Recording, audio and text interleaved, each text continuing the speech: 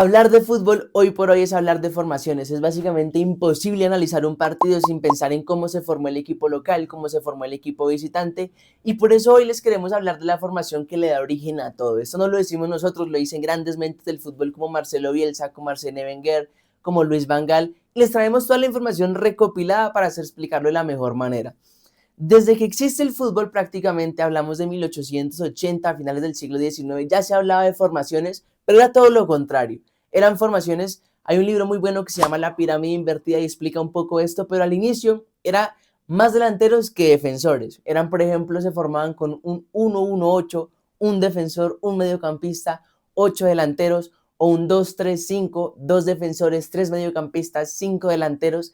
Y ha habido equipos muy famosos como Brasil en el 82 que tenían muchísimos jugadores que básicamente únicamente atacaban. Esa Brasil queda eliminada a manos de Italia básicamente por eso.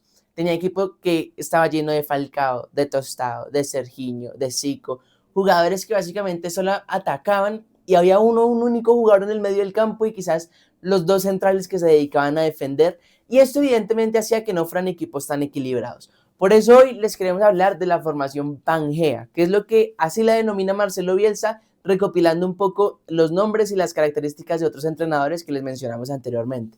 Si no saben qué es el Pangea, les vamos a hacer una explicación muy rápida. El Pangea era como un supercontinente que existía antes y que debido a que reunía los 5 continentes que conocemos ahora, y pues que debido al movimiento de las placas tectónicas, digamos que se deformó y pues ahora están los 5 continentes que conocemos. ¿Por qué se le llama formación Pangea? Porque básicamente de ahí, según estos entrenadores, surgen todas las formaciones del fútbol. ¿Cómo es esa formación? La formación dice que hay que tener un defensa por lado derecho, un defensa por lado izquierda, 2 centrales, un mediocampista defensivo, un mediocampista mixto, un mediocampista ofensivo, un atacante por una banda, un atacante por la banda derecha y un centro atacante. De aquí, de esas posiciones podemos derivar todas las formaciones del fútbol. Se dice normalmente que para que un equipo sea equilibrado, pues evidentemente tiene que tener jugadores que tengan más conocimientos en aspectos defensivos y otros que tengan más conocimientos en aspectos ofensivos o características ofensivas. ¿Por qué de aquí surge todo? Porque cualquier equipo, si ustedes lo analizan, puede hacer un movimiento dentro de esta estructura de jugadores que les dimos y de ahí puede desprender su estructura futbolística. Por ejemplo, si ustedes quisieran jugar con un 4-2-3-1, pues simplemente le decíamos al mediocampista mixto que tuviera labores más defensivas y formábamos así, con un 4-2-3-1.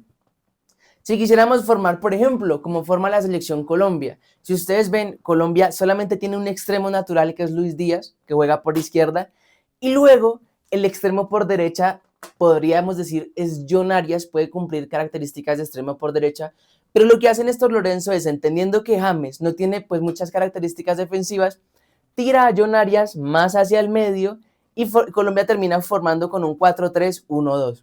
¿Por qué? Porque este jugador, si bien puede ser un atacante por derecha, pues también tiene características para jugar más de interior derecho, que esto también lo hacía, por ejemplo, el Real Madrid en el 2014 con Carlo Ancelotti, cuando le decía a Di María o cuando interiorizó un poco a Di María para que no jugara como extremo, sino que jugara más de interior.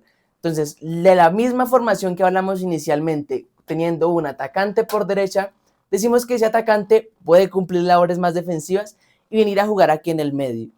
De esa misma formación, por ejemplo, si quisiéramos jugar con una línea de 3, cualquier defensor, cualquier lateral, pues específicamente sea lateral izquierdo, sea lateral derecho, lo podríamos interiorizar aquí al medio y quedar formando con una línea de 3 sin perder las características de este jugador. Quizás se volvió muy famoso en el momento en que Pep Guardiola empezó a utilizar a Zinchenko en el Manchester City como eso, como un lateral interiorizado y formar con una línea de 3. Eso permitía que el equipo ganara más hombres en mitad de cancha y que evidentemente el equipo quedara solamente aquí en la parte de atrás con 3 jugadores.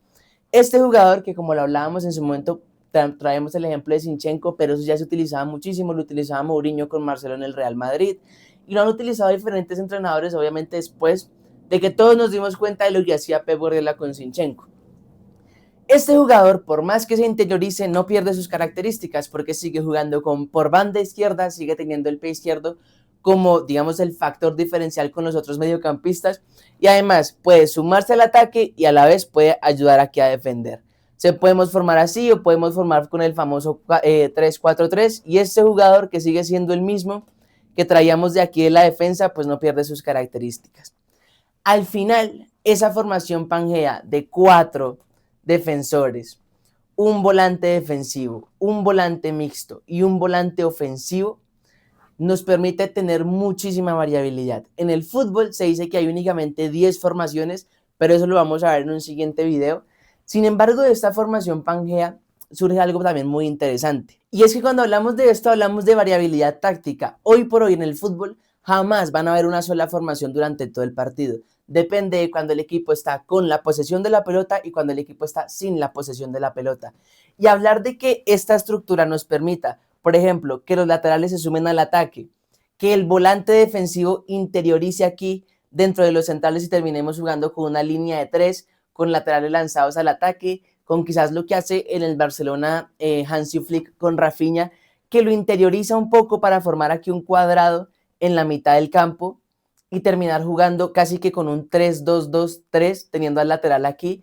Si ustedes ven, por ejemplo, al Aston Villa, si ven al Arsenal, muchas veces cuando los equipos están con posesión del balón, juegan así, con un 3-2-2-3, y cuando pierden la posesión de la pelota, por lo general se logran ubicar así, con un 4-4-2. Si ustedes recuerdan, Arsène Wenger decía algo muy interesante. Decía que la mejor estructura para cubrir el campo de juego era el 4-4-2. ¿Por qué? Porque el 60% de tus jugadores estaban cubriendo el 60% del amplio del juego. Y si lo vemos, pues tiene toda la razón. Él hacía referencia al 60% de los jugadores en cuanto a los 2 centrales, los 2 mediocampistas y los 2 delanteros.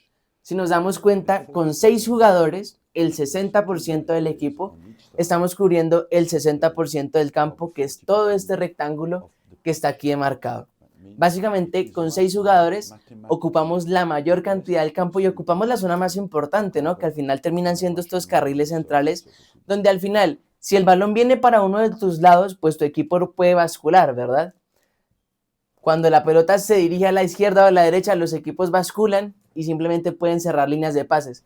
Pero cuando el balón está aquí en el medio, ningún equipo puede bascular, porque seguramente el equipo contrario va a estar un jugador aquí, otro jugador aquí, otro jugador aquí, otro jugador aquí, con un punta, y va a ser casi imposible que tú logres reducir espacios basculando.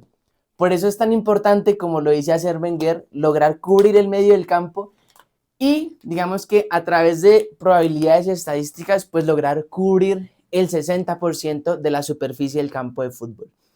Toda esta variabilidad nos la permite lo que hablamos de la formación Pangea, tener jugadores que entiendan sus roles más allá de posiciones. Hoy por hoy en el fútbol eso es muy importante, entender que por ejemplo, si estamos jugando con un 4-4-2, este delantero, su única función no es marcar gol o pisar línea de área, perdón. También tiene que venir aquí, trescuartear, como se le dice, digamos, popularmente, asociarse con los jugadores, con los mediocampistas, quizás recibir la pelota y luego abrir la cancha para él mismo ir a atacar el área, para generar espacios dentro de los centrales. Más que formaciones y más que posiciones estructuradas, hoy por hoy en el fútbol se habla de roles específicos. Cada un jugador tiene intenciones individuales. ¿Por qué? Porque cada equipo tiene que tener intenciones colectivas y las intenciones individuales de los jugadores deben sumarse para lograr cumplir las intenciones colectivas del equipo y así atacar mejor y defender mejor. Pero a la par, todo esto depende de que los jugadores entiendan que cuando no tenemos la pelota, si yo soy un lateral izquierdo, por ejemplo, tengo que venir a cerrar mi espacio, y cuando la tenemos, si mi intención individual es venir acá al medio para lograr una ventaja numérica en el medio del campo o ayudarle al extremo que tenga mi equipo, desdoblando por la espalda o desdoblando de manera interior, todos esos roles y todas esas tareas ofensivas que tiene ese jugador, solamente las puede desarrollar de manera debida si hay una intención colectiva clara y si se entiende que más allá de que una formación exista, lo que tiene que existir es un rol individual y que yo como jugador debo cumplir con ese rol y con la intención colectiva de mi equipo. Si les gusta este video y si les gusta todo el contenido de táctica, los invitamos a que nos sigan, a que vean nuestros videos, a que nos sigan en nuestras redes sociales. Muchas gracias por ver este video, por comentar, por compartir. Obviamente, si están de acuerdo, si no están de acuerdo con lo que acabamos de decir, nos los dejan en los comentarios. Agradecemos todo esto y bueno, no se pierdan el próximo video. Muchas gracias.